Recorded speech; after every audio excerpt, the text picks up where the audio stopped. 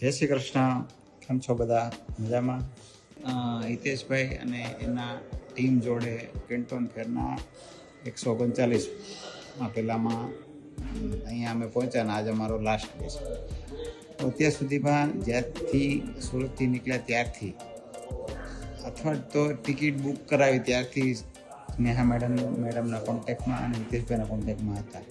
જે લોકોએ સરસ કામ કર્યું છે અને અહીંયા પહોંચ્યા પછી બી જે મનમાં આપેલી હતી કે ભાઈ જમવાનું શું થશે, કે ત્યાં ટૂંકમાં આપણી લેંગ્વેજવાળું શું થશે, આપણને તો શું પૂરતું હિન્દી બી ના આવડતું હોય, ઇંગ્લિશ કે ચાઇનીઝની તો વાત જ નથી આવતી, છતાં બી એવા કોઈ પણ પ્રોબ્લેમ કંઈ આવ્યા નથી.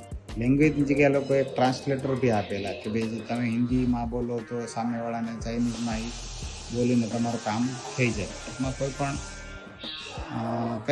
કોઈ હિન્દી બી નથી આવડતું, ગુજરાતી જ આવડે છે તો એને કદાચ અહીંયા આવવું હોય તો મૂંઝાવાની કાંઈ જરૂર નહીં. આ બધી ટેકનોલોજીનો અત્યારે ભરપૂર ઉપયોગ કરીને પોતાનું કામ બધા કરી શકે. મેઇન વસ્તુ છે મેનેજમેન્ટ. તો જે આ લોકોનું જે ટીમ વર્ક છે એ બી જોરદાર છે. બાકી અહીંયા તો ઇંગ્લિશે અમુક તો સમજવાળા નથી ચાઇનીઝ. તમે ઇંગ્લિશમાં બોલો તો બી ચાઇનીઝ સિવાય વાત જ એને આવડતી નથી, એટલે કરવાના જ નથી. છતાં આ લોકો હિતેશભાઈ બી અહીંયા 8-10 વર્ષ પહેલાં જે પાસ કર્યા છે એનો બી એ લોકોને શું કહેવાય તગડો અનુભવ છે અને એના લીધે એ બી ક્યાંય અટવાય નહીં. બાકી તો નવી આવું પ્લાનિંગ કરવાવાળી બી ઘણી બધી પાર્ટીઓ છે કે જે એને અહીંયા આવીને એને બધું શોધવાનું જ રહી. જ્યારે આ લોકોને એ બધું રેડી જ હોય, અથવા રેડી ના હોય તો એક ફોનથી એનું કામ બધું થઈ જતું હોય.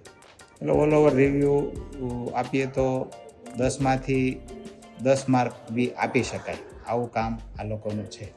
Thank you. बिजनेस अपॉर्चुनिटी के रोड मैप से लेकर लॉन्ग टर्म प्रॉफिटेबल बिजनेस बनने तक हितेश पटेल।